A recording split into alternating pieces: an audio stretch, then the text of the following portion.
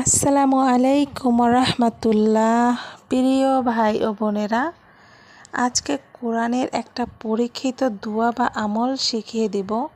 দোয়াটি বা আমলটি যদি তোমরা করো তাহলে তোমরা যে কাউকে তোমার কথা শুনতে বাধ্য করাতে পারবে এবং যে কেউ তোমার কথা শুনতে বাধ্য হবে ইনশাআল্লাহ।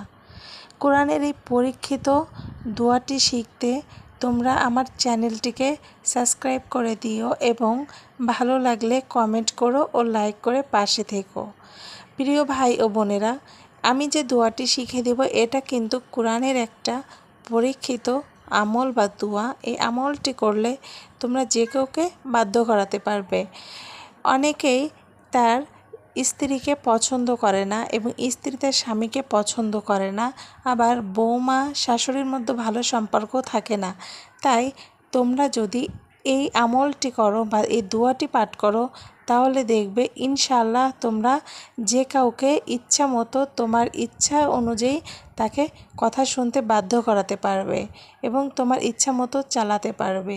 প্রিয় ভাই বোনেরা, এটা কিন্তু কোরআনের একটা আয়াত, তাই এটাকে বিশ্বাসের সহিত তোমরা আমলটি বা দোয়াটি পাঠ করবে। ইনশাআল্লাহ তোমরা হাতে নাতে রেজাল্ট পাবে। আগে আমরা দোয়াটি জেনে নেই। দোয়াটি হচ্ছে ইন্নাল্লাহা ইউশমিউ মাইয়াশাও।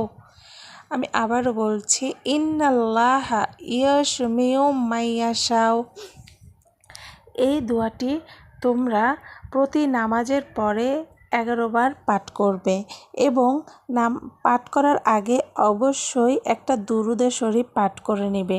প্রিয় ভাই ও বোনেরা, যে কোনো আমল করার আগে বা দোয়া পড়ার আগে যদি তোমরা একটা দুরূদে শরীফ পাঠ করে নাও ইনশাআল্লাহ তোমাদের দোয়াটি কবুল হবে খুব দ্রুতভাবে।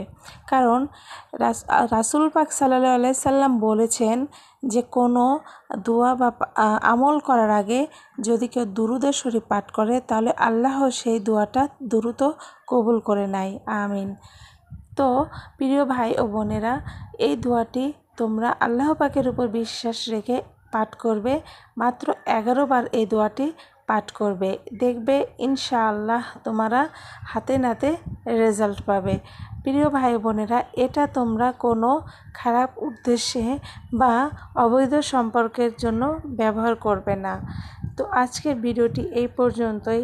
তোমাদের যদি আমার আমলটি বা দোয়াটি পছন্দ হয়ে থাকে তাহলে এটা কিন্তু কোরআনের একটা আমল, আমি আবারও বলছি, এটা বিশ্বাসের সহিত তোমরা পাঠ করবে।